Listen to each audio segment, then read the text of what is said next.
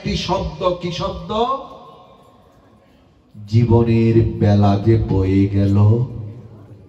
এক রজকিনী, রজকের কন্যা, ধুপার কন্যা তার পিতাকে বললেন, পিতা বেলা যে বয়ে গেল, বাসনায় যে আগুন দেওয়া হয়নি। রজক কন্যা বলেছেন, কেন? তৎকালীন সময়ে তো সাবান সোডা এসব ছিল না, তাই কাপড় পরিষ্কার করত ধুপারা কি দিয়ে জানেন? নয়নতারা একটা গাছ আছে অথবা কলা পাতা পুড়িয়ে, ওগুলাকে বাসনা বলা হতো, ওগুলা পুড়িয়ে ওই ছাই দিয়ে কাপড় ধৌত করা হতো। রজক কন্যা বলেছেন তার পিতাকে, পিতা বেলা যে বয়ে গেল, বাসনায় তো আগুন দেওয়া হলো না। মহারাজ কৃষ্ণচন্দ্র ভাবছেন, সত্যিকার অর্থে আমার জীবনের বেলা তো বয়ে গেল, বিফলেতে জীবন চলে গেল, কিন্তু কৃষ্ণ সেবা তো হলো না। কন্যাটির কাছে গিয়ে বলছেন, মাগো আরেকবার বল। বলছেন, জীবনের বেলা বয়ে গেল, বাসনায় আগুন দেওয়া হলো না। তখন মহারাজ কৃষ্ণচন্দ্র ওই কন্যাকে জড়িয়ে ধরে বলছেন, কন্যা তুই আমার স্বরূপ জাগিয়ে দিয়েছিস, সমগ্র জীবন আমি অর্থের পেছনে ছুটছি, রাজপ্রাসাদ করার জন্য ছুটছি, সমগ্র জীবন গাদার মতো বোঝা বহন করেছি, কিন্তু আমার জীবনের বেলা তো চলে গেল, কৃষ্ণ ভজন তো হলো না, কৃষ্ণ বলে তো কাঁদতে পারলাম না। তখন মহারাজ কৃষ্ণচন্দ্র বলছেন, কন্যা তুই আমাকে আজকে মনের মতো সাজিয়ে দে, আমি আমার রাজপ্রাসাদে আর যাব না, আমি এখন মধুময় বৃন্দাবনে গিয়ে গোবিন্দ গোপীনাথ রাধারানীকে দেখব, সাজিয়ে দিবি? ওই কন্যাটি তখন মহারাজ কৃষ্ণচন্দ্রকে মনের মতো করে সাজিয়ে দিয়েছেন সাধু এসে। আর মহারাজ কৃষ্ণচন্দ্র যাচ্ছেন বৃন্দাবনে। চল রে আমার মধুরী বৃন্দাবন, যমুনার ধারে ধারে তমালের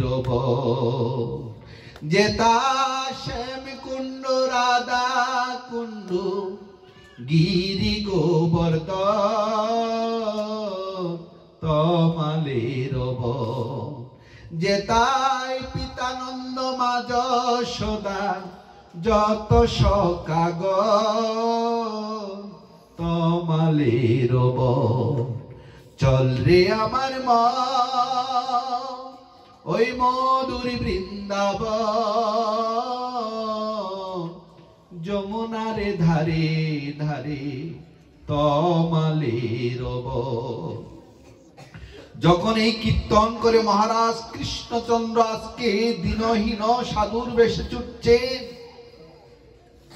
কিছু দূর যাওয়ার পর ওই কন্যা পেছন থেকে ডাকছেন, মহারাজ একটিবার দাঁড়ান। মহারাজ ডাক শুনে দাঁড়ালেন, আর ওই কন্যা গিয়ে মহারাজ কৃষ্ণচন্দ্রের চরণে পড়ে লুটিয়ে লুটিয়ে কেঁদে কেঁদে বলছেন, মহারাজ আপনি তো সে মধুময় বৃন্দাবনে যাচ্ছেন গোবিন্দ গোপীনাথ মদন মোহনকে দেখবেন বলে, কিন্তু আমার তো সেই সামর্থ্য নাই, আমি অপরাধিনী। আপনি যখন গোপীনাথকে দর্শন করবেন বৃন্দাবনে গিয়ে, একবার কি অভাগিনীর কথা বলবেন গোবিন্দের চরণে? আমি তো যেতে পারছি না, আপনি গোবিন্দকে বলবেন, হে প্রাণ গোবিন্দ, এই অভাগিনীকে যেন তার চরণ ছাড়া না করে। এটি আমাদের সকলের আকুলতা ব্যাকুলতা, সকলের কথা হওয়া দরকার। ওই বৃন্দাবন হলো প্রেমভূমি, প্রেমভূমিতে যাওয়ার আকুলতা আমাদের মধ্যে থাকা দরকার। তো মহারাজ কৃষ্ণচন্দ্র বৃন্দাবনে গেলেন, আছেন বিরাট এক মন্দিরে। তার রাজা ছিলেন তো, মন্দিরের ভালো ভালো প্রসাদ পাচ্ছেন আর মহা আনন্দে আছেন। তো একদিন গুরুদেবকে বলছেন, গুরুদেব আমাকে সন্ন্যাস ধর্মে দীক্ষা দিন। গুরুদেব বলছেন, লালা, বৃন্দাবনে যাওয়ার পর তার নাম হলো লালা বাবু, লালা তোর এখনো সময় হয়নি।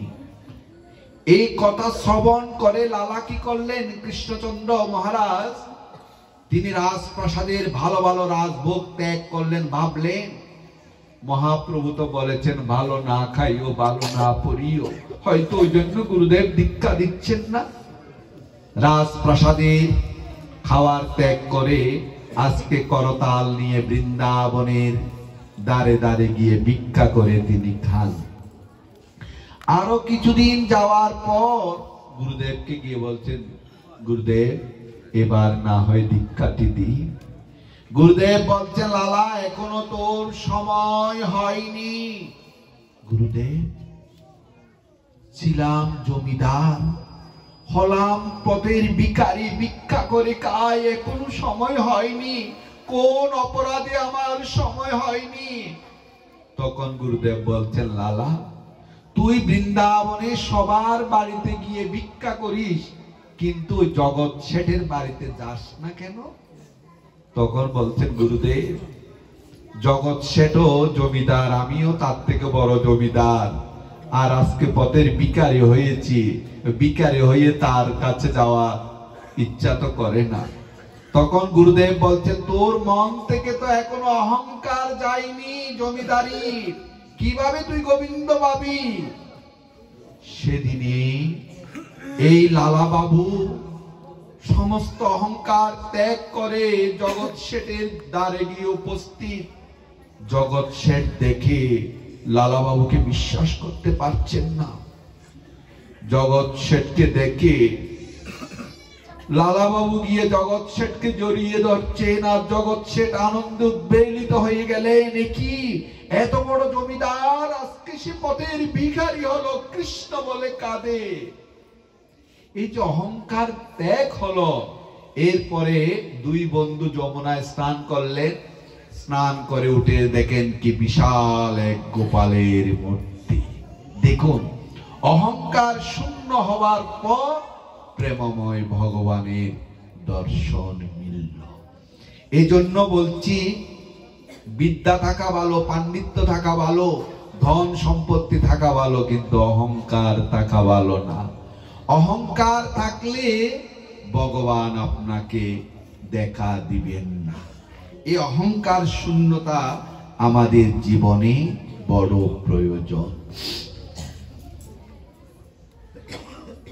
ভগবান বলেছেন ভগবত ইদম ভাগবত, ভক্ত ভগবানের লীলা কথা অপূর্ব মাধুর্য মণ্ডিত। উড়িষ্যা জেলার বাহাদুরপুর গ্রামে এক দাম্পত্য বাস করত। সতী সাধ্বী, তারা ভিক্ষা করে কৃষ্ণ বলে যা পেতেন তাই রান্না করে জগন্নাথ দেব কৃষ্ণ গৌরের ভোগ দিতেন, সেই প্রসাদ তারা গ্রহণ করতেন। জগন্নাথ দেবের রথযাত্রা আসলে দেখবেন, আজকে বলি ক্ষণ কথা নয়, সে মহাপ্রভুর আমল থেকে রথযাত্রা আসলে সনাতনীদের হৃদয়ে যেন একটা আনন্দের ঢেউ উঠে। এই যে ভগবানকে দেখার যে আকুলতা, জানেন শ্রীধর পণ্ডিতের নাম শুনেছেন চৈতন্য চরিতামৃতে। নবদ্বীপের হাটে বাজারে শ্রীধর পণ্ডিত কলার খোলা, মোছা এসব বিক্রি করতেন। আর পরম দয়াল চৈতন্য মহাপ্রভু এসে কেড়ে কেড়ে নিয়ে যেতেন, না বলেও নিয়ে যেতেন। অনেক সময় শ্রীধর একটু রাগও করত, প্রভু না বলে নিয়ে যায়। প্রভু যখন এই নবদ্বীপ ছেড়ে চলে যান লীলা চলে, আর তো আসে না, আর ওই কেড়েও থোর মোছা নেয় না। এই শ্রীধর ভগবানের প্রতি কিরকম অ্যাট্রাকশন দেখুন, অ্যাডিকশন দেখুন। মহাপ্রভু যেদিন নবদ্বীপ ছেড়ে লীলাচলে চলে গেলেন, সেদিন যে হাসি বন্ধ করলেন, আর হাসতেন না শ্রীধর। কোন দিন হাসতেন? রথযাত্রা যখন আসত, তোর মোছা কাঁধে করে নিয়ে চলে যেত ওই লীলাচলে। গম্ভীরার দ্বারে গিয়ে মহাপ্রভুকে ডাকতেন যে প্রভু, তুমি নদিয়ায় যখন ছিলে, আমার থেকে তুমি জোর করে কেড়ে কেড়ে খেতে, এখন তো আর কেউ আসে না, তাই তোর মোছা নিয়ে এসেছি নদিয়া থেকে, তুমি কৃপা করে গম্ভীরার দ্বার খুলো, আমার এই ক্ষুদ্র পূজার উপাচার তুমি গ্রহণ করো। সেই সময়ে বাহাদুরপুর গ্রামের এক ভক্ত ছিল, নাম হলো কৃষ্ণ মন্ডল। তার স্ত্রী দুরিকা দেবী, কৃষ্ণ ভক্ত। রথযাত্রা যখন আসলো, হৃদয়টি আনন্দে উচ্চাটন হয়ে গেল। কৃষ্ণমন্ডল বলছেন, কল্যাণী, রথযাত্রা আসলো, চলো আমরা দুইজন জগন্নাথপুরীতে গিয়ে জগন্নাথ দেবকে রথে উপরে দেখব। তার স্ত্রী বলছেন, স্বামী, ঘরে আমার জগন্নাথ, কৃষ্ণ, বলরাম আর গৌরের সেবা, এই ফেলে কিভাবে যাব? তাই আমি আপনাকে অনুমতি দিচ্ছি, আপনি যান, আমি সেবা নিয়ে থাকি। সেবার কৃষ্ণমন্ডল রথযাত্রায় গেলেন। রথযাত্রায় গিয়ে অনেক আনন্দ করলেন। রথযাত্রায় তো হাজার হাজার কোটি কোটি ভক্ত যায়। তার রথ পরে ভগবানকে দেখে জগন্নাথ দেবের চরণে একটি প্রার্থনা করলেন যে প্রভু, এখানে দেখছি অনেকে তার সন্তানকে নিয়ে এসে পিতা পুত্র দুইজনেই নাচছে আর কীর্তন করছে। বিবাহ হয়েছে অনেক দিন, আমার যদি একটি পুত্র সন্তান দিতে, আমিও আমার সন্তানকে নিয়ে এসে তোমার সেবা করতাম। পুরীধামের রথযাত্রার আনন্দ শেষে যখন আবার চলে আসলেন, স্ত্রী জিজ্ঞেস করলেন, আনন্দ কেমন হয়েছে? কৃষ্ণমন্ডল বলছেন, খুব আনন্দ হয়েছে, তবে তোমাকে না বলে আমি জগন্নাথ দেবের কাছে একটি বস্তু চেয়েছি, আমার যদি একটা পুত্র সন্তান হয়। তাই জগন্নাথ দেবের কৃপাতেই তাদের ঘর আলোকিত করে কিছুকাল পর একটি পুত্র সন্তানের জন্ম হলো। দরিদ্র সন্তানের জন্মগ্রহণ করেছে বিদায় ওই সন্তানের নাম দিয়েছেন দুঃখী। সন্তান যখন একটু বড় হলো, একদিন দেখুন সৎ পিতা কাকে বলে। মহানামব্রত ব্রহ্মচারী বলছেন, ঘটনা চক্রে সন্তান হয় না, ঈশ্বরের চরণে কাতর প্রার্থনায় সুসন্তান হয়। দেখবেন সন্তান অনেকের হয়, সুসন্তান কজনার হয়। এই জন্য দরকার আত্মনিবেদন, প্রার্থনা। সন্তান যখন একটু বড় হলো, কৃষ্ণমন্ডল গভীর রাত্রিতে সন্তানকে একাকী নিবৃত্তে নিয়ে গিয়ে বলছেন, বাবা, তোকে আমি জগন্নাথ দেবের কৃপায় পেয়েছি। আমার অন্তরের ইচ্ছা তুই সমগ্র জীবন হাগর হাগর বলে কাটবি, গৌরের সেবায় নিজেকে বিলিয়ে দিবি।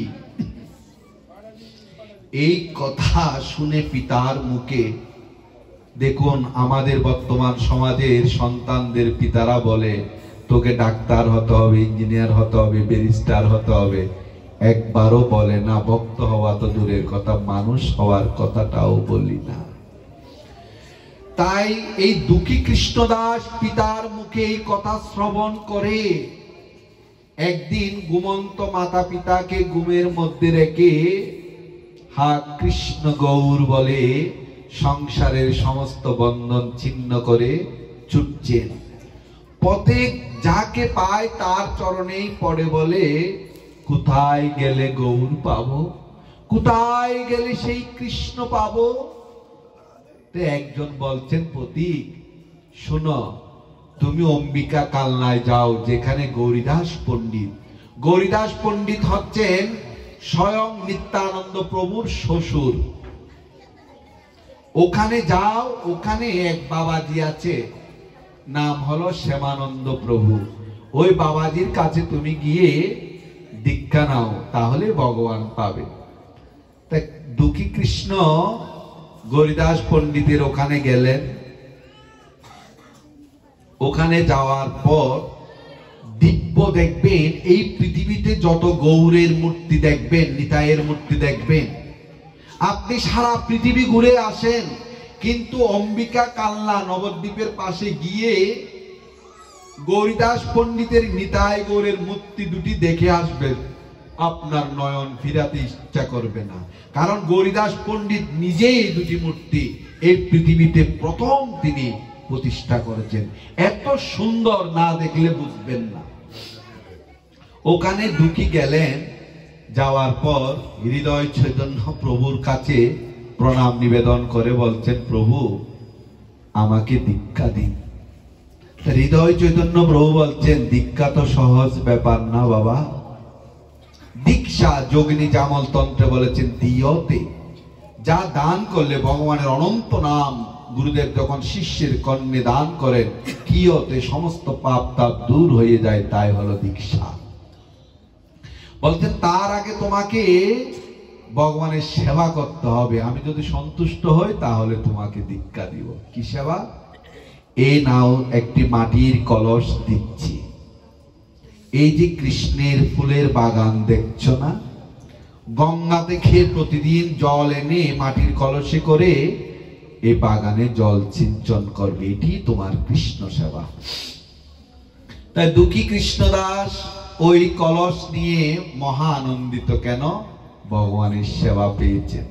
তাই মন প্রাণ সমর্পণ করে মঙ্গল আরতির পর গঙ্গা থেকে জল আনেন। এক কলস দু কলস জলে তো আর বাগানে হয় না, অনেকক্ষণ যাবৎ জল আনেন। এভাবে দিনের পর দিন সে কলসে করে জল আনতে আনতে কলসের মাটির কলসের গসা লাগতে লাগতে মাথায় ঘা হয়ে গেল। কিছুদিন পর পোকা হয়ে গেল, কিলবিল করছে। দেখুন কৃষ্ণ সেবায় কি আনন্দ। এই যে ঘা হয়ে গেল, তাও গুরুদেবকে দেখাচ্ছেন না কেন? গুরুদেবকে দেখালে গুরুদেব যদি সেবা বন্ধ করে দেয়। তাই এই পোকার যন্ত্রণা সহ্য করতে না পেরে একদিন মাথায় একটা পাগড়ি বাঁধলেন আর পাগড়ির উপরে কলসটি বসালেন, কারণ খুব যন্ত্রণা হচ্ছে। গুরুদেব দেখে ফেললেন, হৃদয়ানন্দ প্রভু, দুঃখী তুই পাগড়ি পরছিস কেন রে? দুঃখী বলছেন, না গুরুদেব এমনি পড়েছি। এমনি পড়েছি? সেদিকে আয়। যে পাগড়ি ধরে টান দিলেন, দেখেন কি ওই পাগড়ির মধ্যে রক্তাক্ত পোকা লেগে আছে, মাথা ঘা হয়ে গেল। তখন হৃদয়ানন্দ প্রভু বলছেন, দুঃখী তোর মাথায় ঘা হয়েছে, তুই আমাকে কেন জানাসনি? আমি ডাক্তার দেখাতাম। তখন দুঃখী কৃষ্ণদাস, দেখুন কৃষ্ণ সেবা কাকে বলে, দিলে ভগবানের সেবা হয় না। দুঃখী কৃষ্ণদাস গুরুদেবের চরণে পড়ে বলছেন, গুরুদেব 84 লক্ষ জনি ভ্রমণ করেছি একাকিনী, 84 লক্ষ জনম, কীট পতঙ্গ কিন্নর গন্ধর্ব পশু পক্ষী বৃক্ষ তরুলতা কত কি হয়েছি, তারপর এই দুর্লভ মানব জনম পেয়েছি। তাই তুমি কৃপা করে আমাকে কৃষ্ণ সেবা দিয়েছিলে, কিন্তু আমি সেই পাপী, আমি যে কৃষ্ণ সেবা করতে পারলাম না। গুরুদেব আমার কি তাহলে আর কৃষ্ণ সেবা হবে না? তুমি কৃপা করে আমাকে কৃষ্ণ সেবা দিয়েছিলে, কিন্তু আমি তো করতে পারলাম না। খুব কাঁদছেন। তখন হৃদয়ানন্দ প্রভু দুঃখীকে কুলে জড়িয়ে ধরে বলছেন, দুঃখী আমি তো অনেককে কৃষ্ণ সেবা দিয়েছি, কিন্তু কেউ তো এরকম ভাবে সেবা করে না। আজকেই তোকে আমি দীক্ষা দিব। গুরু শিষ্য গঙ্গা স্নান করে বসলেন। দুঃখী কৃষ্ণদাস তার নয়ন জল দিয়ে গুরুদেবের চরণ প্রক্ষালন করে দিলেন। গুরুদেব, কৃপা করে আমাকে মহামন্ত্র দান করুন। শিষ্যর কানে মন্ত্র দিলেন। সেই মন্ত্রের এমনই শক্তি, মন্ত্র পেয়ে দুঃখী কৃষ্ণদাসের ভাব গঙ্গায় তরঙ্গ দেখা দিল। গুরুদেব বললেন, দুঃখী, তুই বৃন্দাবনে যা। বৃন্দাবনে গিয়ে শ্রীজীব গোস্বামীর চরণে আত্মসমর্পণ কর। শ্রীজীব গোস্বামী তোকে কৃষ্ণ সেবা দিবে, তুই আনন্দিত হবে। তাই দুঃখী কৃষ্ণদাস মনের আনন্দে বৃন্দাবনে গেলেন। যাওয়ার পর শ্রীজীব গোস্বামী পাদের চরণে প্রণাম নিবেদন করে বলছেন, গুরুদেব, আমাকে দীক্ষা দিন। দীক্ষা দিব আসলেই হলো। কিছুক্ষণ পর বলছেন, কোথায় থেকে এসেছিস বাবা? কেন? আমি গৌরীদাস পণ্ডিতের আশ্রম থেকে এসেছি। ও, গৌরীদাস পণ্ডিতের আশ্রম থেকে? তোর গুরুদেব হৃদয়ানন্দ প্রভু? হ্যাঁ, হৃদয়ানন্দ প্রভু। তখন শ্রীজীব গোস্বামী পাদ বলছেন, তোরা কে আছিস রে আশ্রমে? ওকে ভালো করে খেতে দে, প্রসাদ দে, বসতে দে। কৃষ্ণ ভক্ত তো বড় চতুর। দুঃখী কৃষ্ণদাস প্রশ্ন করলেন, গোস্বামী পাদ, প্রথমে এসেছি এরকম তো যত্ন করেননি। আমার গুরুদেবের নাম শোনা মাত্র আপনি আমাকে এত যত্ন করছেন কেন? তখন শ্রীজীব গোস্বামী পাদ বলতে লাগলেন, দুঃখী, তুমি জানো না তোমার গুরুদেবের কথা?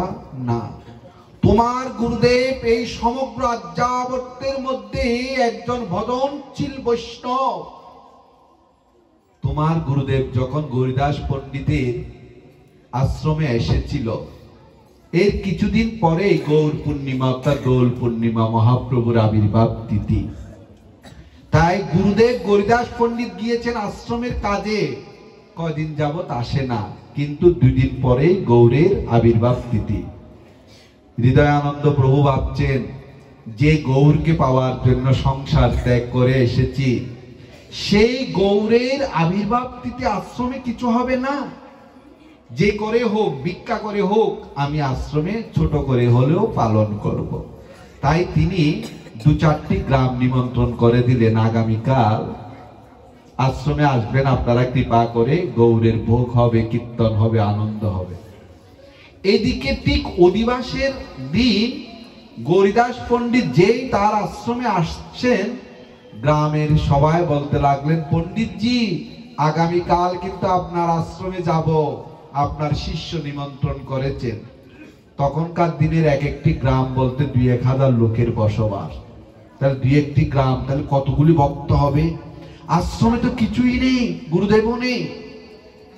গৌরীদাস পণ্ডিত এসে হৃদয় চৈতন্য প্রভুকে বলছেন, হৃদয়, তুই এরকম একটি কাজ করেছিস, সে ভক্তরা আসলে তাদের হাতে যদি একটু প্রসাদ না দিই, তাহলে আমার গৌরের তো কলঙ্ক হবে, প্রসাদ দেয় নাই। তুই আমাকে না জানিয়ে এত বড় সিদ্ধান্ত নিয়েছিস, তোকে আমি ত্যাগ করলাম। যা। হৃদয় চৈতন্য প্রভু আজকে ভগবানের চরণ সেবা থেকে বঞ্চিত হয়ে মনের দুঃখে কষ্টে গঙ্গার তীরে গিয়ে বসে বসে কাঁদছে আর অদ্বৈত প্রভুকে স্মরণ করছেন। হে মহাবিষ্ণু অবতার অদ্বৈত প্রভু, তুমি তো কৃষ্ণকে তুলসী দিয়ে নয়ন জলে মদন মোহন বলে গৌর রূপে এনেছিলে। আমি সেই গৌরের চরণ সেবা থেকে বঞ্চিত হলাম। দুপুরের ভোগের পর বৈকালে আরতি দিতে যাবেন গৌরীদাস পণ্ডিত। যেই মন্দিরের দরজা খুললেন, অমনি দৈববাণী হলেন। নিতাই গৌর 2 ভাই বলতে লাগলেন, গৌরীদাস, তুমি আমার ভক্তকে আমার চরণ সেবা থেকে বঞ্চিত করেছ। তুমি থাকো, আমরা 2 ভাই চলে যাচ্ছি তোমার আশ্রম থেকে। গৌরীদাস পণ্ডিত তখন হন্তদন্ত হয়ে ভগবান চলে যাবেন আশ্রম থেকে, কারণ ভগবান যেই গৃহে থাকবে না, যে আশ্রমে থাকবে না, সে আশ্রম শ্মশান তুল্য। গৌরীদাস পণ্ডিত ডাকছেন, হৃদয় কোথায় তুই বাবা, একবার এসে আমাকে দেখা দে। হৃদয় চৈতন্য প্রভু তো গঙ্গার তীরে বসে কাঁদছেন। হঠাৎ শুনতে পেলেন গুরুদেবের ডাক, আর হৃদয় চৈতন্য ছুটে আসছেন, আর গুরুদেব যাচ্ছেন। হৃদয় চৈতন্য অধীর আগ্রহে ছুটে আসছেন, কেন? নিশ্চয় আমার অপরাধ ক্ষমা হয়েছে, আমি এবার গৌরীর সেবা করতে পারবো। যখন দুই গুরু শিষ্য কাছাকাছি চলে আসলেন, হৃদয় আনন্দের বুকের উত্তরীয়টি পড়ে গেল, উড়ে গেল। গৌরীদাস পণ্ডিত দেখলেন এক অভাবনীয় দৃশ্য। কি? গৌরীদাস পণ্ডিত দেখতে পেলেন ওই হৃদয় চৈতন্য প্রভুর হৃদয়ে বুকের মধ্যে নিতাই গৌর দুই ভাই যেন মনের আনন্দে নৃত্য করতে লাগলেন। নিতাই গৌর নাচিছে হৃদয়ানন্দে, হৃদয় আলোকিত করে নিতাই গৌর নাচিছে। তখন গৌরীদাস পণ্ডিত হৃদয়ানন্দ প্রভুকে বুকে জড়িয়ে ধরে বলছেন, হৃদয়, আমি সমগ্র জীবন নিতাই গৌরের চরণে ফুল তুলসী দিয়েছি, কত কেঁদেছি। আমি নিজেই এই নিতাই গৌরের মূর্তি প্রতিষ্ঠা করেছি পৃথিবীতে প্রথম, কিন্তু আমার হৃদয়ে তো আমি নিতাই গৌরকে নাচাতে পারিনি। আর তুই এমন ভক্ত, ভগবান তোকে কত ভালোবাসেন, তোর হৃদয়ে নিতাই গৌরকে নাচিয়েছিস। আজকে আমি তোর গুরু হয়ে তোকে আলিঙ্গন দিচ্ছি, তুই আমাকে একটু পরশ দিয়ে দে। গুরুদেব শিষ্যকে আলিঙ্গন করলেন। এই কথাটি যখন ওই দুঃখী কৃষ্ণদাসকে শ্রীজীব গোস্বামী বলছেন, তোমার গুরুদেব জানো কিরকম? তার হৃদয়ে নিতাই গৌরী নেচেছেন। আরো গুরুদেবের প্রতি তার ভক্তি শ্রদ্ধা বেড়ে গেল। তখন শ্রীজীব গোস্বামী পাদ বলছেন, মনে রাখবেন বৈষ্ণব জগতে শ্রীজীব গোস্বামী পাদকে স্মরণ করবেন, কারণ এই গৌড়ীয় বৈষ্ণব দর্শন দাঁড়িয়ে আছেন শ্রীজীব গোস্বামী পাদের 6টি সন্দর্ভের উপর। তত্ত্ব সন্দর্ভ, ভাগবত সন্দর্ভ, ভক্তি সন্দর্ভ, পরমাত্মা সন্দর্ভ, শ্রীকৃষ্ণ সন্দর্ভ, এরকম 6টি সন্দর্ভের উপর। শুধু তাই না, আজকে যে আমরা যুগল ভজন করি রাধা কৃষ্ণের, এটি পৃথিবীতে কে এনেছেন জানেন? প্রাচীন বৃন্দাবনে দেখবেন একক কৃষ্ণ। এই রাধারানীকে ভগবান শ্রীকৃষ্ণের বাঁ পাশে বসিয়েছেন এই শ্রীজীব গোস্বামী, মনে রাখবেন। এটা কোথায় পাবেন? ডক্টর সুকুমার সেনের বাংলা সাহিত্যের ইতিহাসে দেখবেন, তিনি বলেছেন শ্রীজীব গোস্বামী পাদ ভগবান কৃষ্ণের বাঁ দিকে শ্রীমতী রাধারানীকে প্রতিষ্ঠিত করে বৈষ্ণব দর্শনকে একটি নবদিগন্ত দিলেন। শ্রীজীব গোস্বামীর কারণে মূলত আমরা যুগল ভজন এই বর্তমান যুগে দেখতে পেয়েছি। তাই শ্রীজীব গোস্বামী পাদ দুঃখী কৃষ্ণকে বলছে, দুঃখী তোকে আর কি সেবা দিব, এই নে তোকে ঝাড়ু দিচ্ছি, তুই নিকুঞ্জবনে প্রতিদিন ঝাড়ু দিয়ে পরিষ্কার করবি। আর দুঃখী কৃষ্ণদাস ঝাড়ুটি পেয়ে একবার মাথায় রাখে, একবার বুকে রাখে, আর কাঁদে, সত্যিকার অর্থে আমি নিকুঞ্জবন পরিষ্কার করতে পারবো।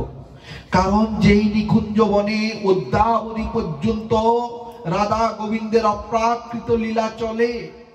শুধু তাই না, এই যে কয়েক বছর পূর্বে আমেরিকা থেকে একজন বক্তা এসেছেন ডিএসএলআর ক্যামেরা নিয়ে। কেন? শুনেছেন শাস্ত্রে এক অদ্যাবধীয় লীলা চলে, তাই তিনি বলছেন তা সত্যি কিনা দেখব। দেখবেন নিকুঞ্জবনে গেলে পূজারী শ্রীমতী রাধারানীর আলতা, সিঁদুর, শাঁখা, সমস্ত অলঙ্কার আদি কাপড় চোপড় সাজিয়ে রেখে দেয়, দরজা বন্ধ করে সবাইকে আরতির পর বের করে দেয়, ওখানে কেউ ঢুকতে পারেন না। ভোর বেলায় দেখবেন পূজারী যখন দরজা খুলেন, নিকুঞ্জবনের মন্দিরের ছোট্ট মন্দির, ওই শাঁখা, সিঁদুর সমস্ত কিছু আলু থালু, সমস্ত ফুল এলোমেলো হয়ে থাকে, উদ্যাবধি পর্যন্ত সেই অপ্রাকৃত লীলা চলে। তাই একজন আমেরিকান এটি দেখার জন্য ডিএসএলআর ক্যামেরা নিয়ে এসেছেন,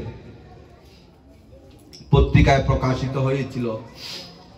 তাই সে হলো পাহারাদারের অলক্ষ্যে গিয়ে লুকিয়েছিল। গভীর রাত্রিতে যখন ক্যামেরা তুলছেন, ভোর বেলায় এসে পূজারী দেখেন কি একজন দাঁড়িয়ে আছে। আপনি ঢুকলেন কিভাবে? কথা নেই, যে স্পর্শ করলেন অমনি পড়ে গেলেন। এখনো পর্যন্ত সেখানে অপ্রাকৃত রাধা গোবিন্দের লীলা হয়। তার দুঃখী কৃষ্ণদাস মনের আনন্দে ওই কৃষ্ণ কৃষ্ণ রাধে রাধে বলে তিনি কি করছেন? ওই নিকুঞ্জবন ঝাড়ু দিচ্ছেন। হঠাৎ ঝাড়ু দিতে দিতে এক জায়গায় দেখলেন একটি স্বর্ণের নূপুর পড়ে আছে, হীরাখচিত। যেই নূপুরটি তিনি তুলতে যাবেন, স্পর্শ পাওয়া মাত্র শ্রীমতী রাধারানীর নূপুর তো সমস্ত শরীরে অষ্টসাত্ত্বিক ভাবের বিকার দেখা দিল। ভাবলেন এটি তো সাধারণ নূপুর নয়, তবে নিকুঞ্জবনে তো অনেক রাজকন্যারা আসে, হয়তো তাদের চরণ থেকে খসে পড়তে পারে। তাই তিনি সযত্নে সেটি রেখে দিলেন। আর এদিকে শ্রীমতী রাধারানী সমস্ত সখীরা যখন রাস লীলা করে চলে যাচ্ছেন, তখনই রাধারানী দেখতে পেলেন তার দক্ষিণ চরণের নূপুরটি নেই। ললিতাকে বলতে লাগলেন, ললিতা দেখছিস আমার দক্ষিণ চরণের নূপুরটি কোথায় যেন খসে পড়েছে। তা ললিতা সখী বলছেন, প্রেমময়ী রাধে, তুই গত রাত্রে তোর শ্যাম সখাকে পেয়ে, প্রাণ গোবিন্দকে পেয়ে এমন ভাবে নৃত্য করেছিস, হয়তো ওই নিকুঞ্জবনেই পড়েছে। তো রাধারানীর নৃত্যটি এমন, এই জগৎ সংসারের কোন উপমা দিয়ে বোঝান যাবে না। অনেকে দেখবেন রাসলীলার ছবি অনেকের ঘরে আছে, মনে হয় কৃষ্ণের বয়স 18 বছর, রাধারানীর বয়স মনে হয় 16 বছর। ভাগবত শাস্ত্র বলেছেন অ্যাবসলিউটলি টোটালি সার্টেনলি রং থিং। কারণ ভগবান শ্রীকৃষ্ণ যখন রাস করেন তখন তার বয়স ছিল 6 বছর, আর শ্রীমতী রাধারানীর বয়স হলো 5 বছর। সেখানে অন্য কোনো ভাবনার কোনো সুযোগ নেই। তখনই শ্রীমতী রাধারানী বলছেন, ললিতারে, এই নূপুর যদি না পায় আগামীকাল কিভাবে শ্যামনগরকে আনন্দ দিব? তুই জানা নিয়ে আয়। ললিতার সঙ্গে বলছেন, আমি যাব, আমাকে চিনে ফেলবে না এখন? নিশ্চয় চিনে ফেলবে।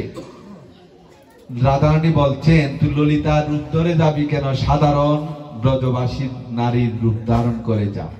তা ললিতা সখী সাধারণ গোপীর রূপ ধারণ করে আসলেন, আর বাবাজি গুনগুন করে কীর্তন করছেন আর ঝাড়ু দিচ্ছেন। বলছেন, বাবা একটি নূপুর পেয়েছেন?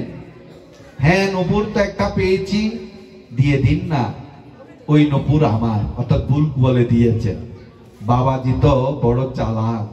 কার শিষ্য? শ্রীজীব গোস্বামী পাদের শিষ্য, হৃদয় চৈতন্য প্রভুর শিষ্য, যারা এই বৈষ্ণব জগতের এক একটি দিগন্ত। তখন বাবাজি বলছেন, আপনি ঠিক বলেননি, আপনার চরণে তো নূপুর আছে। তখন ললিতা সখী বলছেন, সত্যি বাবা আমি ভুল বলেছি, এটি আমার নয়, আমার সখীর। একটু আগে ভুল বলেছেন, এ দামিও বহু মূল্যবান নূপুর আপনি যে এমনি করে নিয়ে যাচ্ছেন না, তার প্রমাণ কি? যার নূপুর তাকে আসতে বলেন, আমি পরীক্ষা করে দেখব, যদি হয় দিয়ে দিব। ললিতা সখী রাধারানীর কাছে গিয়ে বলতে, রাধে, এ বাবাজি যেন তেন বাবাজি না, তোকে যেতে হবে। তো রাধারানী বলছেন, ললিতা রে, তুই তো জানিস আমার সৌন্দর্যের কথা, আমার দিব্য সৌন্দর্যের কথা, আমি যদি যাই আমি তো ধরা পড়ে যাব। তখন ললিতা বললেন, কিছুক্ষণ আগে আমাকে সাধারণ ব্রজবাসিনী রূপ ধরে পাঠিয়েছিলি না? তুই এই রাধারানীর সমস্ত রূপ রেখে দিয়ে সাধারণ ব্রজবাসিনী রূপ ধরে চল, যদি নূপুর পেতে চাস। রাধারানীকে নিয়ে আজকে আসছেন ললিতা সখী। এটি কিন্তু কলিযুগের লীলা, কিন্তু তারপরে এখনো পর্যন্ত সেই লীলা চলে, কিন্তু নিকুঞ্জবনে না গেলে বুঝবেন না। রাধারানীকে নিয়ে আসছেন, ললিতা সখী এসে বলছেন, বাবাজি এই যে আমার সখীকে নিয়ে আসলাম, তার নপুরটি দিয়ে দাও। বাবাজি বলছেন, আমি এভাবে দিব না, আগে পরীক্ষা করে দেখব। আপনার সখীকে বলেন চরণটি আমার এই অঞ্জলির মধ্যে দেওয়ার জন্য।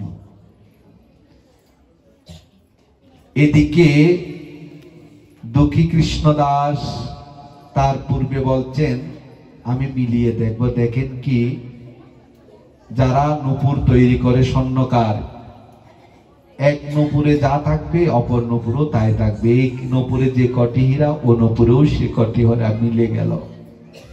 মিলে যাওয়ার পর দুঃখী কৃষ্ণদাস বলছেন, চরণটি এগিয়ে দিতে বলেন, আমি আর একটু পরীক্ষা করব। তখনই রাধারানী ললিতার হাত চেপে ধরে বলছেন, ললিতা রে, আমি এই চরণ এগিয়ে দিব না। কেন? কারণ আমার চরণের তালুতে যে 19টি লক্ষণ আছে, যদি শাস্ত্র সম্বন্ধে তার অভিজ্ঞতা থাকে তাহলে তো আমি ধরা পড়ে যাব, আমি দিব না। বাবাজি বলছেন, ললিতাকে আপনার সখীকে বলেন তাড়াতাড়ি দিয়ে নিয়ে যাওয়ার জন্য। তো ললিতা সখী বলছেন, রাধে, যখন হারিয়েছিস নূপুর তোর দরকার তখন দিয়ে দেয় না। ললিতা এখানে কিন্তু যোগমায়ার কাজ করছেন, ভক্ত ভগবানকে মিলানোর জন্য। রাধারানী ভয়ে ভয়ে চরণটি বের করলেন। তখন দুঃখী কৃষ্ণদাস বলছে, ওই চরণ আমার এই হাতের মধ্যে দে, আমি দেখব মিলিয়ে। হাতের মধ্যে যখন দিলেন, দুঃখী কৃষ্ণদাসের সমস্ত শরীরে অষ্টসাত্ত্বিক ভাবের বিকার দেখা দিল, যেন প্রেম তরঙ্গ। বুঝে গেলেন সাধারণ কেউ না।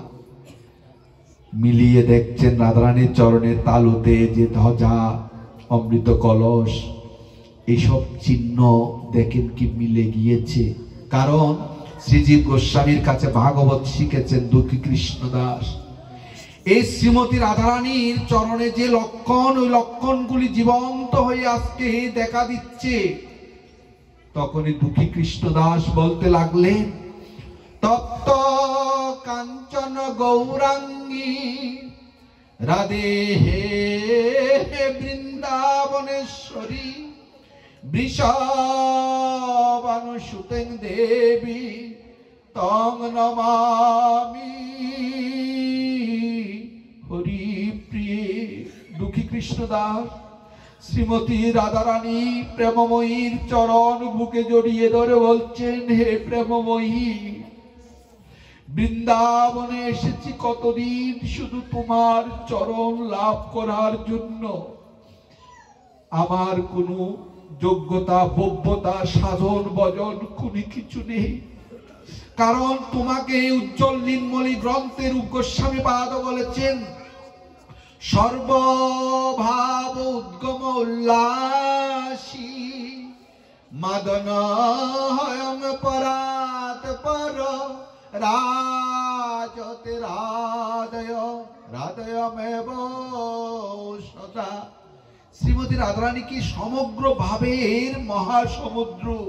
হে প্রেমময়ী, কৃষ্ণ কৃষ্ণ প্রেমের জীবন্ত মূরতি, কৃপা করে যখন এসেছ তখন আমার কাছে আর তোমার রূপ লুকিয়ে না, তোমার সেই দিব্য রূপ আমাকে দেখাও, তুমি রাধারানী।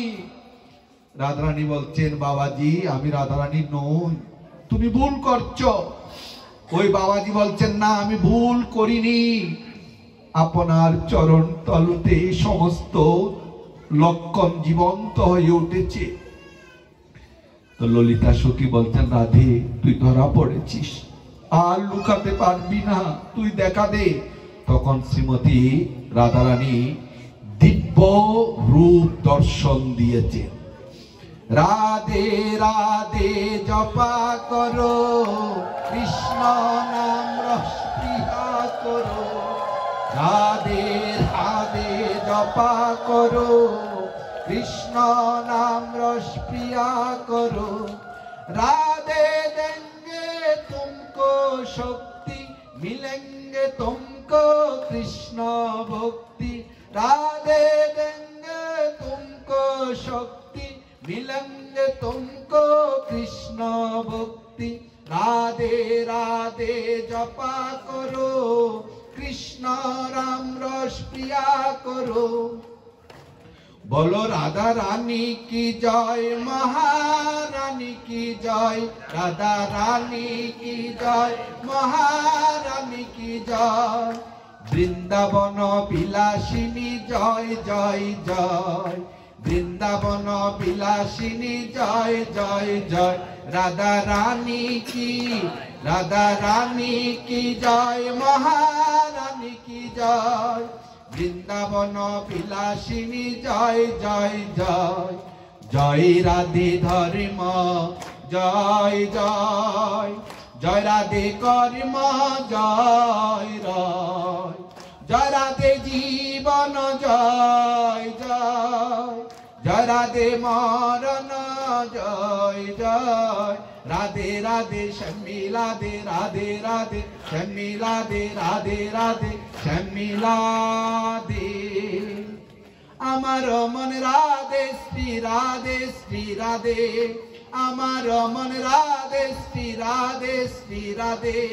জীবনদন রাধে রাধে রাধে রাধে রাধে। পরানদন রাধে রাধে রাধে রাধে রাধে।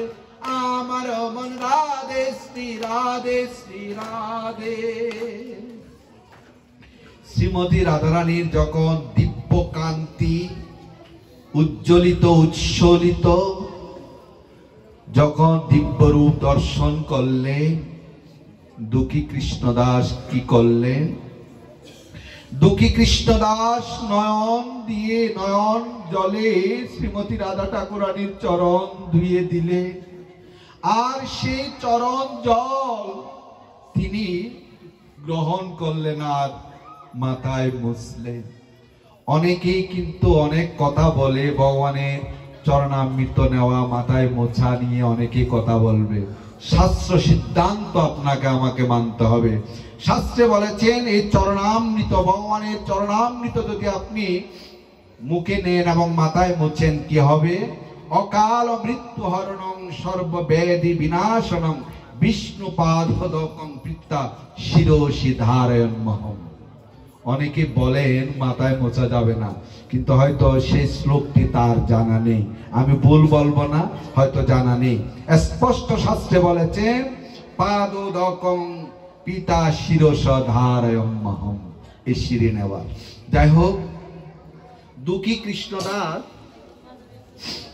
সে রাধারানীর চরণে পড়ে রাধারানীকে আনন্দ দিয়েছেন। আর ললিতা সখী মনের আনন্দে হেলিয়া দুলিয়া খুলিয়া ভুলিয়া প্রাণ গোবিন্দকে নিয়ে আসার জন্য গেলেন। এনে রত্ন সিংহাসনে বসালেন। যুগল ভজন দরকার। তার রাধারানী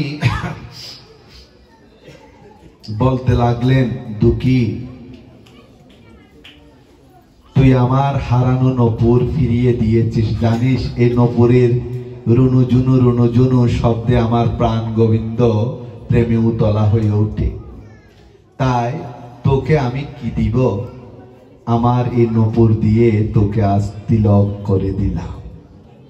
আর শ্যামনগর বলছেন, দুঃখী তুই আমার শ্যামাকে, আমার রাধারানীকে তুই আনন্দ দিয়েছিস, তাই আজ থেকে তোর নাম হবে শ্যামানন্দ প্রভু।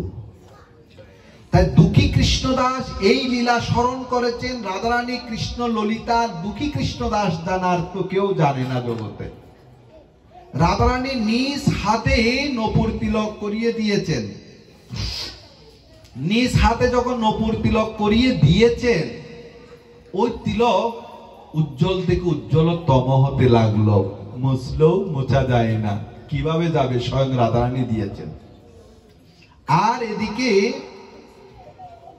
সমস্ত বৃন্দাবনের রটনা হয়ে গেল কি? দুঃখী কৃষ্ণদাস নাকি নূপুর পেয়েছিল, রাধারানী নাকি নূপুর তিলক করে দিয়েছিল। মিথ্যা কথা বলছে। রাধা কৃষ্ণের লীলা শেষ হয়ে গেছে 5000 বছর আগে, এখন রাধারানী এসে তাকে তিলক করিয়ে দিয়েছে। মিথ্যা কথা, বিশ্বাস হয় না। এই কথা রটে গেল আবার নবদ্বীপে গুরুদেব যেখানে আছেন হৃদয় চৈতন্য প্রভু, তার কানে আসলো। তিনি পত্র দিলেন, দুঃখী পত্র পাওয়ার সাথে সাথে তুমি নবদ্বীপে চলে আসবে। গুরুর আদেশ, নবদ্বীপে আসলেন। আর গুরুদেব তো এদিকে ক্রোধান্বিত হয়ে গেলেন। কেন? সবাই বলছে দুঃখী কৃষ্ণ বৃন্দাবনে গিয়ে এখন নিজেই গুরু সেজেছেন, গুরুদেবের আদর্শ রাখেনি, তিলক রাখেনি, এখন নতুন তিলক করেছেন, নূপুর তিলক। গুরুদেব একটা বস্ত্রখণ্ড আর জল বস্ত্রখণ্ড ভিজিয়ে দাঁড়িয়ে আছেন ক্রোধে। কেন? আজকে দেখাবো মজা ওকে। ও ওখানে গিয়ে নিজে গুরুগিরি করছে, আমার অঙ্কিত তিলক, আমার আদর্শ সে বিসর্জন দিয়ে নতুন আদর্শ নিয়েছে। দুঃখী কৃষ্ণদাস যে এসে গুরুদেবকে প্রণাম করলেন, বলছে দাঁড়া। তিনি ওই ভেজা কাপড় দিয়ে তিলকটি মোছা শুরু করলেন। এই তুই এই তিলক করেছিস কেন? এই তিলক তো আমার দেওয়া নয়, এই তিলক কেন করেছিস?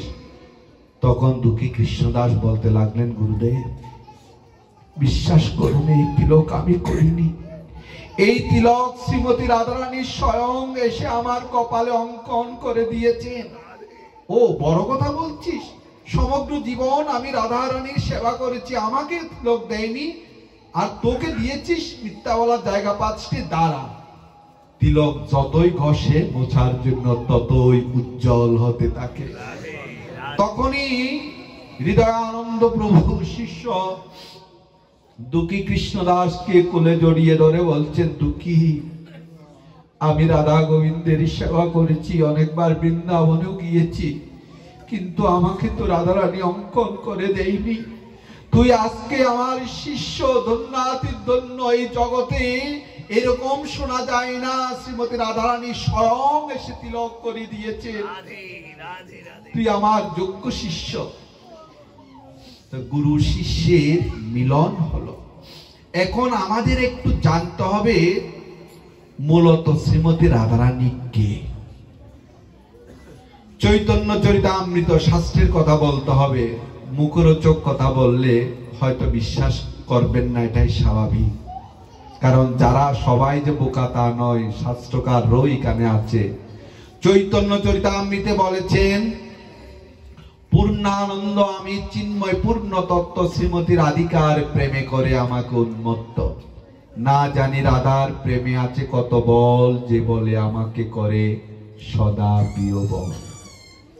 এই রাধারানী বলছেন, ভগবান শ্রীকৃষ্ণ আমি এই জগৎ সংসারে একমাত্র শ্রীমতী রাধারানীর প্রেমে উন্মত্ত হই। কারণ শ্রীমতী রাধারানীর সমগ্র হৃদয় কৃষ্ণময়। এই রাধা প্রেমটি কিরকম জানেন? দ্বারকায় যখন ভগবান কৃষ্ণচন্দ্র আছেন, কৃষ্ণচন্দ্রকে রুক্মিণী সত্যভামা ভালো ভালো ফুল দিয়ে মালা গেঁথে দে, ভালো রন্ধন করে সেবাই দে। যদি জিজ্ঞেস করে যে প্রাণনাথ কেমন হয়েছে, কৃষ্ণ বলেন হয়েছে, তবে বৃন্দাবনের মতো হয়নি। এই কথাটি কিন্তু ভালো লাগতো না। আরো অধীর আগ্রহে ভালো ভালো রান্না করে গোবিন্দের সামনে দিত। জিজ্ঞেস করত রুক্মিণী দেবী, প্রাণনাথ কেমন হয়েছে? ভালো হয়েছে, তবে বৃন্দাবনের মতো হয়নি। রুক্মিণী দেবী এদের মনে একটি প্রশ্ন ছিল, বৃন্দাবনে তারা তো ক্ষীরসর ননীতে, আমরা তো তার থেকে ভালো ভালো উপাদেয় বস্তু দিই, রাজপ্রাসাদের খাওয়া, বৃন্দাবনে এমন কি বস্তু দে যে আমাদের প্রাণনাথ কৃষ্ণ বলে বৃন্দাবনের মতো হয়নি। যাই হোক, এই লীলাটি আরেকদিন বলবো, এটা অনেক বড়। জগন্নাথ দেবের সৃষ্টি কোথায় থেকে হলো। এদিকে রুক্মিণী দেবী এক বাটি দুধ এনে কৃষ্ণের হাতে দিলেন। কিছু বাটি আছে যেমন পাথরের বাটি, দুধ গরম হলেও কিন্তু সহজে বোঝা যায় না ধরলে।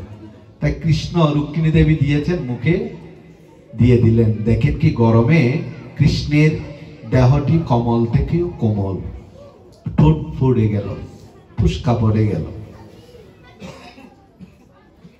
ফুসকা পড়া যাওয়ার পর রুক্মিণী দেবীর খুব কষ্ট হলো। এমনকি কৃষ্ণচন্দ্র যখন ঘুমাতেন, ঘুমের মধ্যে হা রাধে বলতেন। তখন রুক্মিণী দেবী একদিন কৃষ্ণকে বলছেন, প্রাণ কৃষ্ণ, যে এই দ্বারকায় কি আমরা তোমাকে সেবা করতে পারি না? তুমি ওই বৃন্দাবনের ব্রজগোপীদের কথা বলো, এমন কি দে সেবায় যা তুমি এত সন্তুষ্ট? গোপী গোপী বলে তুমি চিৎকার দাও ঘুমের ঘুরে। আসলে তারা কিরকম সেবা করে? রুক্মিণী দেবী কে তখন কৃষ্ণ বলছেন, রাধারানীর ভালোবাসা তুমি যদি জানতে চাও তাহলে রাধারানীর কাছে যেতে হবে। তা রাধারানীর কাছে রুক্মিণী দেবী আজকে আসছেন, যে রাধারানী কেমন এবং রাধারানী কিভাবে সেবা করে এগুলি জানার জন্য। প্রথম রাধারানীর কাছে যেতে হলে রাজকন্যা তো 7টি দেউটি অর্থাৎ দরজা অতিক্রম করে যেতে হতো। তা রুক্মিণী দেবী প্রথম দরজা যখন অতিক্রম করলেন, দেখেন কি এক দিব্য সুন্দরী অঙ্গনা। তো রাধারানী মনে করে যে প্রণাম করতে যাচ্ছেন, বলছেন আমি রাধা নই। উনি রাধা না? এত সুন্দর উনি রাধা না? তাহলে রাধা কি? বলছেন এরকম 6টি দেউটি দরজা দ্বার অতিক্রম করার পর রাধারানীর দর্শন মিলবে। তাই রুক্মিণী দেবী 7টি দেউটি অতিক্রান্ত করার পর দেখেন যে শ্রীমতী রাধারানী দিব্য অঙ্গনা, সমগ্র সৌন্দর্য মাধুর্য একই জায়গায় যেন একীভূত হয়ে বসে আছেন। রাধারানীকে দেখা মাত্র চরণে পড়লেন রুক্মিণী দেবী। যে চরণে পড়ার পর উঠে দাঁড়ালেন, দেখেন কি রাধারানীর ঠোঁটে ফুসকা পড়ে গিয়েছে। তা অনেক সুন্দর তো, ঠোঁটে যদি একটু ফুসকা পড়ে যায়, কালো হয়ে যায়, দেখতে কেমন লাগে না? রুক্মিণী দেবী তখন বলতে লাগলেন, দিদি আপনার ঠোঁটে কি হয়েছে? তখন রাধারানী অশ্রু সজল নয়নে কাঁদতে কাঁদতে বলতে লাগলেন, রুক্মিণী তোমরা তো আমার প্রাণ গোবিন্দের সেবা করতে পারো না। প্রাণ গোবিন্দ বৃন্দাবন থেকে চলে গিয়েছিল, কাল বলে কাল আসবে, আর আসলো না। তোমরা তো মরম জেনে সেবা করো না প্রাণ গোবিন্দের, গরম দুধ দিয়েছ গোবিন্দকে। তা গোবিন্দের ঠোঁট পড়ে গিয়েছে, ফুটেছে, সে দ্বারকায় এসে লেগেছে এই বর্ষণা। সেদিন রুক্মিণী দেবী বুঝতে পারলেন কৃষ্ণ প্রেম কিরকম বস্তু, ভালোবাসাগুলি কিরকম জানেন? আপনি যাকে ভালোবাসবেন এ জগতেই বলি, আর ভগবানের ভালোবাসা তো আরো অনেক উপরের কথা। এই জগতে যত রকমের ভালোবাসা আছে, সবচেয়ে উত্তম ভালোবাসা হলো মাতা পিতার ভালোবাসা। এটা আমি বলিনি, ভগবান শ্রীকৃষ্ণ শেষ উপদেশে বলেছেন। দেখবেন সন্তান তাকে লন্ডনে, সন্তানের যদি গায়ে জ্বর হয়, মার কাছে কিন্তু কোনো সংবাদ নেই, কিন্তু অভাগিনী মা বুঝতে পারে তার সন্তানের কোনো অমঙ্গল হয়েছে, তার সন্তানের হয়তো কিছু হয়েছে, এটি কিন্তু মা বলতে পারেন। তার ভালোবাসাগুলি সেরকম। আপনারা অধুনাকালে একজনের বিজ্ঞানীর নাম শুনেছেন, sir William Jones. Sir William জোন্সকে অন্যান্য সায়েন্টিস্টরা বলছেন, আপনি তো আমাদের মধ্যে উন্নত, তাই আপনি জগৎকে একটা মেসেজ দেন। এই যে মানুষ ধর্ম করে পাগল হয়ে যায়, আসলে কি ধর্ম বলতে কিছু আছে? তখন স্যার উইলিয়াম জোন্স বলছেন, দেখুন ব্যাধিগ্রস্ত সন্তানের মা হাসপাতালের বেডে, সন্তান শুয়ে আছে, ডাক্তার বলে দিয়েছেন তার সন্তান হয়তো বাঁচবে না। ওই অভাগিনী মা দৌড়ে এসে ঠাকুর মন্দিরে এসে প্রণাম করে, পিস পিস করে কি যেন বলছেন। আসার সময় তার চেহারার মধ্যে মালিন্যতা, মলিন বদল, কিন্তু ভগবানকে বলার পর তার চেহারার মধ্যে উজ্জ্বলতা দেখা যাচ্ছে। আপনার বিজ্ঞানাগারের কোন টেস্ট টিউবে দেখাতে পারবেন এটি কেন হলো? সন্তান যখন তার মাকে চুম্বন দেয়, আপনার বিজ্ঞানাগারে টেস্ট টিউবে বলবেন দুটি মাসেল কম্পন করেছেন, কিন্তু ভালোবাসার গভীরতা কি আপনার টেস্ট টিউবে কোনো নির্ণয় করতে পারবেন না।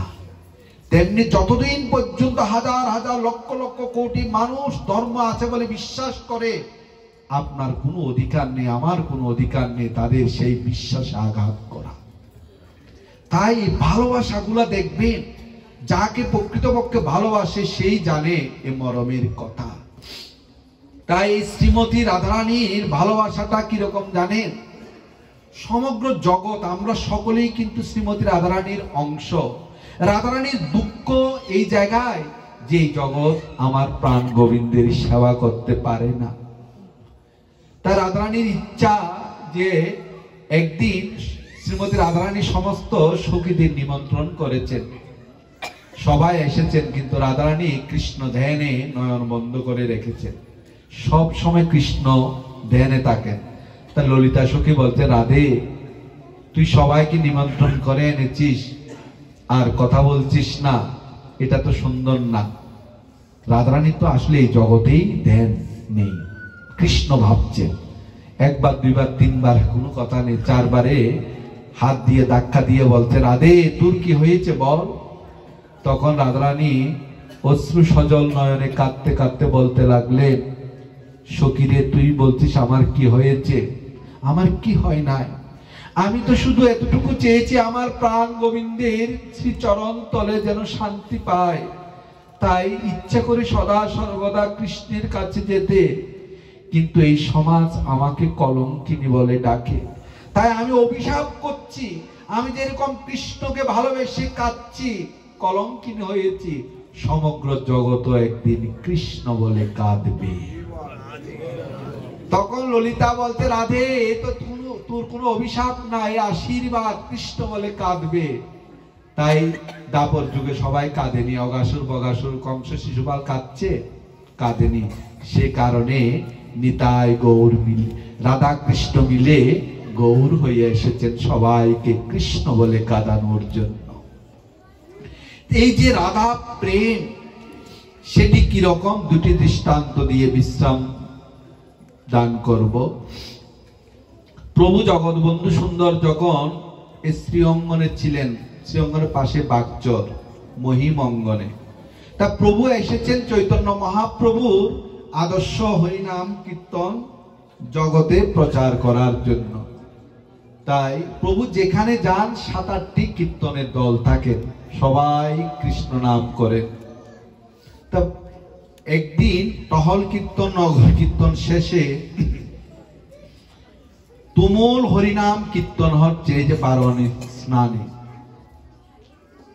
কাবেরী নদীর তীরে এক ভক্ত মদন মোহন সাহা বসে বাতাসা বিক্রি করছেন, আর এদিকে মহিম অঙ্গনে তার কিছু 500 মিটার দূরে মহিম অঙ্গন, ওখানে প্রভু আছেন, আর ভক্তরা প্রভু রচিত একটি কীর্তন করছেন। কি কীর্তন?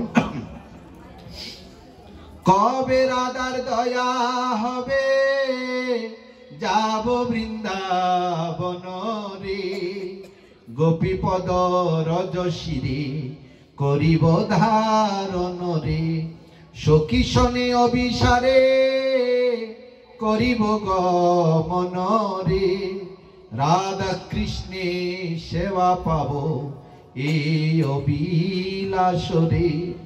এই যে পদটি হলো কবে রাধার দয়া হবে যাব বৃন্দাবনে রে, এই নামে এত মাদকতা, এত মধু, কীর্তনিয়ারা আর পরের লাইনগুলা গাইতে পারছে না, এত আনন্দ পাচ্ছে। কবে রাধার দয়া হবে যাব বৃন্দাবনে, এই কীর্তন চলছে। এই কীর্তনের ধ্বনি চলে গেল ওই 500 মিটার দূরে মদন মোহন সাহা যে বাতাসা বিক্রি করছেন না, কারণ হাজার হাজার পুণ্যার্থীরা, তীর্থ দর্শনকারীরা কাবেরীতে স্নান করছেন আর মন্দিরে এসে প্রণাম করছেন, বাতাসা বিক্রি করছেন। যেই মদন মোহন সাহার কানে চলে গেল কবে রাধার দয়া হবে যাব বৃন্দাবনে রে, এই রাধা নামে যে কত প্রেম, মদন মোহন সাহা আর বাতাসা বিক্রি করতে পারলেন না। তিনি কোনো ক্রমে বাতাসার ওই বিক্রি বন্ধ করে পয়সা যে পেয়েছেন ওই মাজার মধ্যে আছে কুমোরে, আর 2 বাহু তুলে নাচতে নাচতে কবে রাধার দয়া হবে যাব বৃন্দাবনে, কবে রাধার দয়া হবে যাব বৃন্দাবনে, এই বলতে বলতে তিনি মহিম অঙ্গনে আসলেন যেখানে কীর্তন চলছে। শত শত ভক্তের মাঝে ওই মদন মোহন সাহাকে দেখা যাচ্ছে, এমন ভাবে রাধা প্রেমের বাতাস লেগেছে, উদ্দণ্ড নৃত্য করছে, আকাশ বাতাস প্রকম্পিত। কীর্তন করতে করতে বাতাস আসলে কদলী বৃক্ষ কলা গাছ যেরকম কাঁপতে থাকে, তেমনি রাধা প্রেমের বাতাসে মদন মোহন সাহা কাঁপতে কাঁপতে কবে রাধার দয়া হবে যাব বৃন্দাবনে বলতে বলতে মাটিতে লুটিয়ে পড়লেন। এই একটি কথা বলতে বলতে মুখ দিয়ে ফেনা বের হলেন। সারাদিন চলে গেলেন। গভীর রাত্রিতে প্রভু জগৎবন্ধু সুন্দর এসে তার মাথায় চরণ দিলেন, এক পলক থাকালেন, থাকাইয়ে কবে রাধার দয়া হবে যাব বৃন্দাবনে এই বলতে বলতে নয়ন বন্ধ করলেন। আর কিছুক্ষণ পর প্রভু জগৎবন্ধু সুন্দর বলতে লাগলেন, মহিম, মদন আর এই জগতে নেই। কেন প্রভু? আমি খোল বাজিয়েছি, মদন কীর্তন করেছে, নাচছে, মদন নেই মানি? বলছেন মদন আর নেই। কবে রাধার দয়া হবে যাব বৃন্দাবনে? ওই রাধা প্রেমে এত প্রেম, রাধা নামে এত প্রেম, এত মাদকতা, এত শক্তি, স্বয়ং শ্রীমতী রাধারানী তাকে হাত ধরে বৃন্দাবনে নিয়ে গিয়েছে।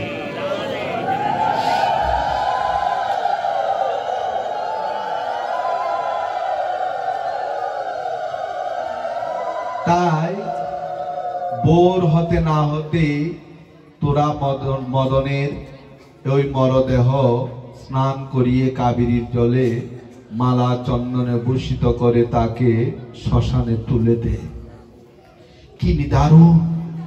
মদন মোহনের দেহ ফুল চন্দনে চর্চিত করে মালা দিয়ে শ্মশানে তুলে দিলেন। শ্মশানে যখন আগুন দেওয়া হলো, পদ্মগন্ধ বের হতে লাগলো। সবাই বলতে লাগলো, জন্মিলে মরিতে হয়, এ কথা সত্য, কিন্তু এমন মরণ কজন আর হয়? কবে রাধার দয়া হবে যাব বৃন্দাবনে? এমন ভাবে ডেকেছেন, স্বয়ং রাধারানী তাকে হাত ধরে মধুময় বৃন্দাবনে নিয়ে গেলেন। এই রাধা নামে যে কত শক্তি, কত প্রেম! প্রভুর আরেকটি লীলা, প্রভু একদিন ঢাকা থেকে ট্রেনে করে নারায়ণগঞ্জ যাবেন, তখন তো সেতু হয় নাই, ও নারায়ণগঞ্জ থেকে লঞ্চে করে পদ্মা পাড়ি দিয়ে আসবেন ফরিদপুর শ্রীঅঙ্গনে। প্রভু যেখানে যেতেন ৫-৭টি কীর্তনের দল থাকত। ভক্তরা প্রভুকে একটা কম্পার্টমেন্টে রেখে শুভ্র বস্ত্র দিয়ে বিন্দাজি স্থাপন করে গঙ্গা জল ছিটিয়ে প্রভু আছেন। আরেকটা কম্পার্টমেন্টে শত শত ভক্ত খোল করতাল বাজিয়ে সেই কীর্তন করছেন। কি কীর্তন জানেন? জয় রাধে ধর্ম জয় জয়, জয় রাধে কর্ম জয় জয়, জয় রাধে ধর্ম জয় জয়, জয় রাধে কর্ম জয় জয়, রাধে রাধে শ্যামিলাধে। এই কীর্তনটি করছেন। এমন ভাবে কীর্তনের রোল উঠল, হঠাৎ ট্রেন বন্ধ হয়ে গেল। একেবারে প্রভুর লীলা, বন্ধুলীলা তরঙ্গিনীতে দেখবেন, ট্রেন যখন বন্ধ হয়ে গেল, ইঞ্জিনিয়ার আসলেন, দেখিয়ে কি কোনো ত্রুটি পাওয়া গেল না। তখন এক ভক্ত এসে প্রভুকে বলতেন, প্রভু তোমার তো আজকে আর শ্রীঅঙ্গনে যাওয়া হবে না। কেন? ট্রেন যে বন্ধ হয়ে গেল। প্রভু এই প্রথম বললেন, তোরা ওই নাম বন্ধ কর। অথচ প্রভু বলেছে, তোরা আমায় 6 মাস অন্ন না দে, কিন্তু নাম এক মুহূর্ত কাল বন্ধ করবি না, আমি পাষাণ হয়ে যাব। এই প্রভু প্রথম বলছেন নাম বন্ধ কর। যে নাম বন্ধ করলেন, মিরাক্কেল ভাবে আবার ট্রেন চলতে লাগলো। তখন ভক্তরা এসে বলতে, প্রভু তোমার কথায় কি জাদু আছে? প্রভু তখন গদগদ কণ্ঠে মিষ্ট হাসি দিয়ে বলছেন, না, আমার কথায় জাদু নেই, জাদু আছে শ্রীমতী রাধিকার প্রেমে, জাদু আছে শ্রীমতী রাধারানীর নামে।